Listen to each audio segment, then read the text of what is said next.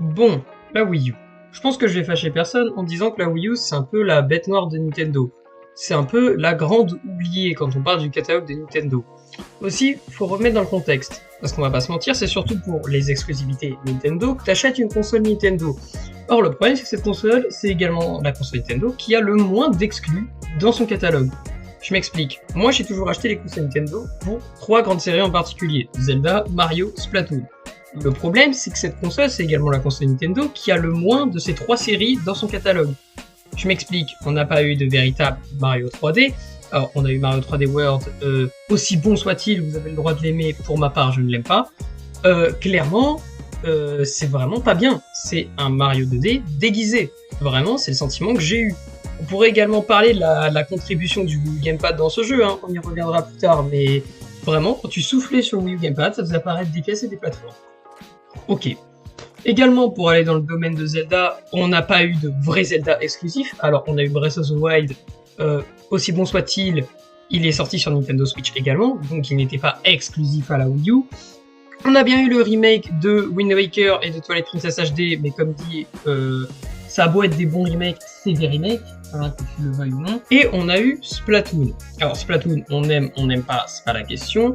Force est de constater que Nintendo ont quand même fait un coup de maître avec Splatoon.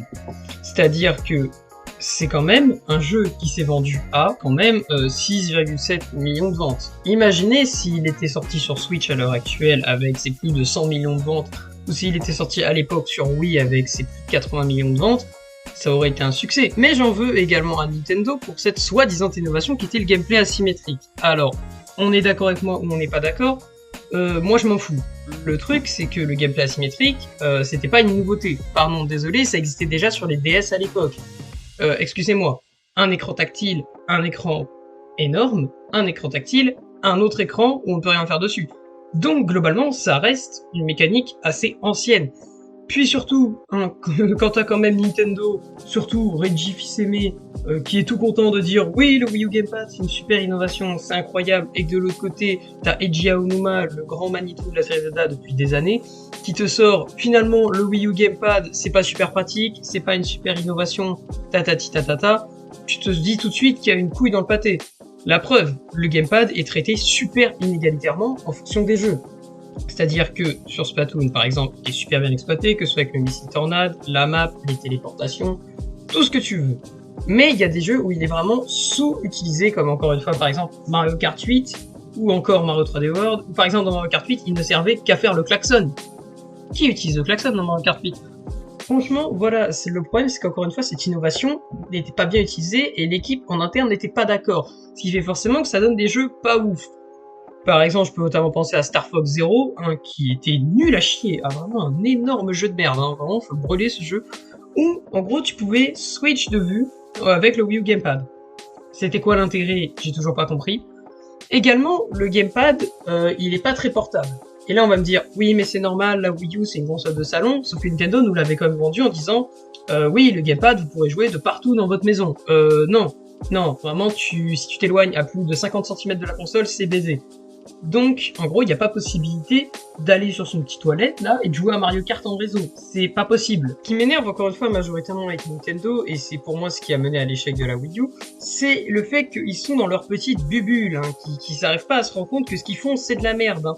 T'auras toujours Reggie Fils-Aimé ou d'autres grosses têtes de Nintendo qui à l'époque sortaient des « Oui, le Gamepad c'est super pratique, regardez, on vous a quand même donné Star Fox Zero, Mario Kart 8, Splatoon et on a encore plein d'autres jeux dans les cartons, vous inquiétez pas. » Alors qu'au final, quelques années plus tard, il viendra te dire oui, finalement, le Wii U Gamepad et la Wii U en général, c'est pas super bien vendu, il n'y avait pas des super idées de génie, promis, on va tenter de faire mieux. » Tu te dis tout de suite qu'il y a une couille dans le pâté, là, quand même, à ce stade.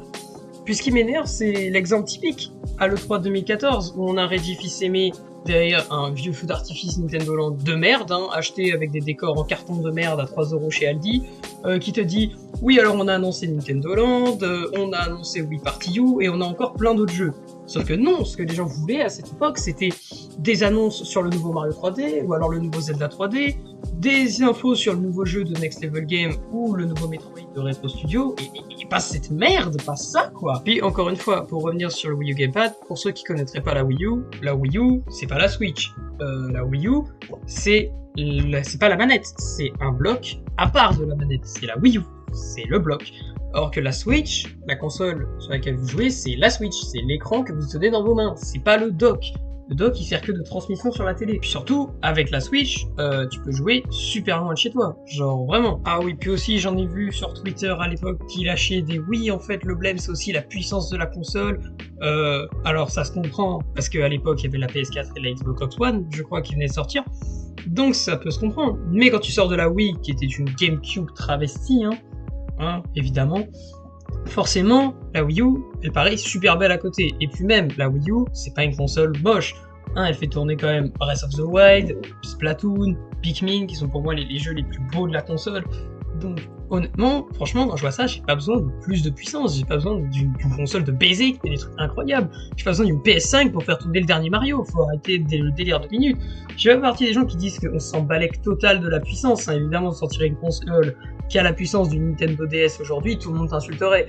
Mais vraiment, la Wii U, pour moi, le problème, c'était pas la puissance, c'était la communication, c'était l'idée du gameplay asymétrique qui était hyper mal exploitée, c'était le fait que la console, elle était clairement sous-traitée, que ce soit par Nintendo ou les autres éditeurs, parce que, entre nous, la console, elle est très bien, c'est juste qu'il y a rien dessus, en fait, il y a que dalle. Alors, il y a quelques bons jeux comme Donkey Kong Tropical Freeze, et je vais pas reciter Splatoon, Mario, etc., mais clairement, c'est ce genre de petits trucs qui vont te dire ouais, la console c'était quand même un sacré gros flop. Aussi, un énorme truc qu'on pourrait leur reprocher avec la Wii U, c'est, je pense, le calendrier des sorties. Ah oui, on est resté des fois pendant plus de 2 mois sans la sortie de gros jeux, ou même juste sans la sortie de jeux tout court. Ah oui, Nintendo. Nintendo qui font des jeux vidéo depuis un peu plus de 30 ans. Oui. Bah non, on avait un catalogue des sorties nul.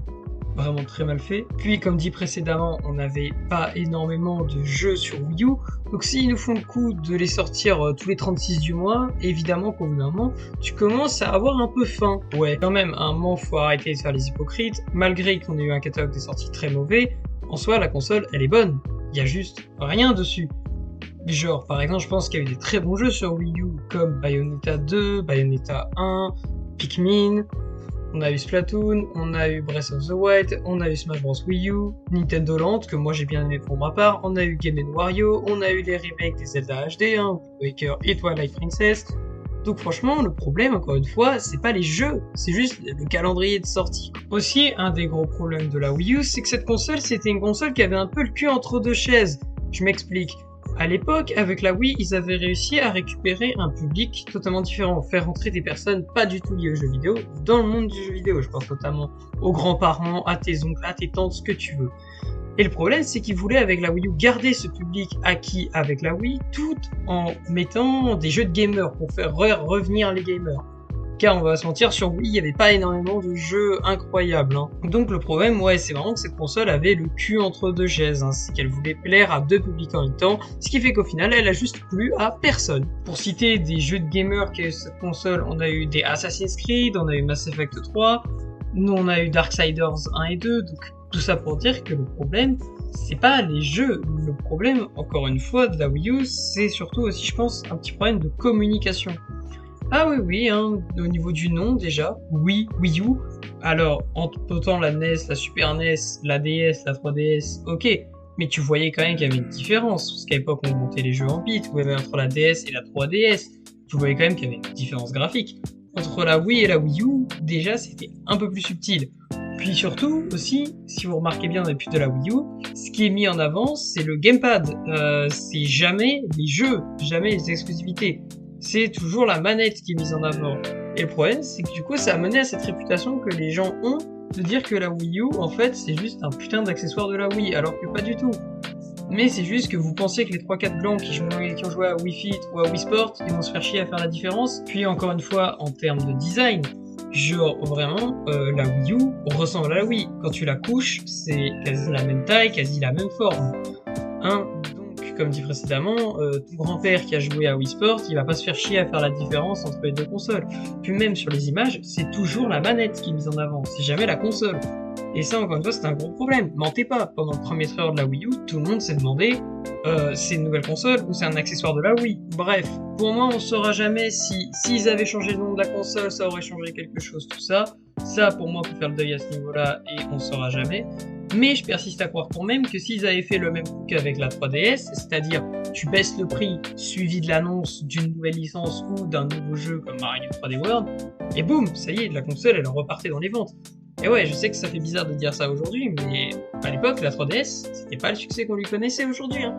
La 3DS, c'était la merde. Hein. C'est pour ça que je peux vous dire que quand la console est tombée à 160€ suivi de la sortie d'Ocarina of Time Majora's Mask en remake, ah bah je peux vous dire que ça a fait plus que du bien. Et pour moi, ils auraient fait la même chose à la Wii U, ça aurait été pareil, que du positif. La console se serait plutôt bien vendue, ça aurait peut-être pas fait vendre la console à des millions d'exemplaires, mais ça l'aurait fait vendre quand même. C'est ce qu'il faut se dire, c'est qu'on aurait pu quand même récupérer les pots cassés, quoi. Parce qu'encore une fois, faut pas oublier que la Wii U, à la base, c'était quand même 450€. Voilà, 450€ pour une console qui, à la sortie, était aussi puissante qu'une PS3 ou une Xbox 360. On n'attendait pas le niveau de la PS4 ou de la Xbox One.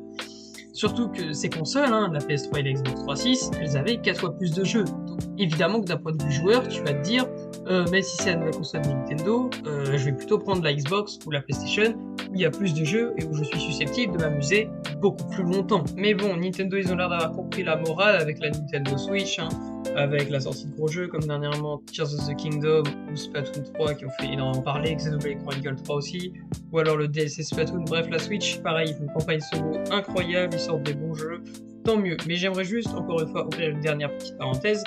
Pour moi, la Switch est une Wii U 2. Vous voulez ou non, déjà, la Switch a été créée à partir d'un gamepad de Wii U, hein. C'est même Shigeru Miyamoto qui l'a dit. Donc, à partir de ce stade-là, on pense comme ça. Et surtout, aussi, la Switch, je sais pas, mettez votre Wii U Gamepad et votre Switch à côté, et osez me dire que ça se ressemble pas. Aussi, également, vu la quantité de portages Wii U sortis sur Switch, hein, et surtout qu'au début, Nintendo voulait mettre l'accent sur cette espèce de motion gaming, hein, voilà, qui pue la merde, hein, mais on en reviendra encore une fois dans une autre vidéo sur le motion gaming, mais bref. Pour moi, la Switch, c'est une Wii U 2, vous êtes d'accord, vous êtes pas d'accord, c'est votre problème. Mais du coup, moi j'anticipe déjà les questions, mais du coup, Splat Knight, est-ce qu'il faudrait acheter la Wii U? De mon point de vue, je vous répondrai, ça dépend. Si vous avez eu une Wii, n'achetez pas la Wii U. Maintenant, si vous avez une Wii, vous avez une bibliothèque déjà énorme, et surtout, achetez une Switch en fait. Vous avez les remakes des jeux que vous n'avez pas fait, alors je vous ferai quelques bons jeux, comme je pense notamment à Splatoon 1, mais bon, il y a le 2 et le 3 pour récupérer ce que vous avez loupé sur le 1. Il y a beaucoup de remakes, ok, il n'y a pas Xenoblade Chronicle X, il n'y a pas Color Splash, il n'y a pas beaucoup de jeux comme ça. Mais il y a énormément de remakes Wii U sur Switch, donc franchement, vous avez vraiment de quoi rattraper votre retard. Hein. Après, si vous avez une Switch et que vous n'avez pas eu une Wii, là je vous dirais, bon, franchement, foncez, achetez une Wii U. Vraiment, vous bénéficierez de quelques bons jeux, vous payerez les remakes Switch, certes vous n'aurez pas le DLC avec, mais au moins vous payerez moins cher. Vous aurez aussi bénéficié de la bibliothèque Wii en HD, parce que la Wii U pouvait transmettre les jeux Wii en HD. Et surtout la bibliothèque Wii, dedans il y a des jeux incroyables, je pense notamment à Mario Strikers Charge, qui était vraiment incroyable, Skyward Sword, bon moi je l'aime pas non plus, mais chacun son avis. Je tiens quand même à être clair une dernière fois, la Wii U c'est pas une mauvaise console, c'est une très bonne console, c'est ma préférée. Mais voilà, je pense que Nintendo n'ont juste pas su l'appréhender correctement, hein, comme dit précédemment avec des conflits en interne, ils ne savaient pas trop où est-ce qu'elle devait aller. Également, ils n'ont pas fait en sorte que les développeurs tiers puissent l'appréhender facilement. Donc, à partir de ce stade-là, évidemment que ça crée des problèmes.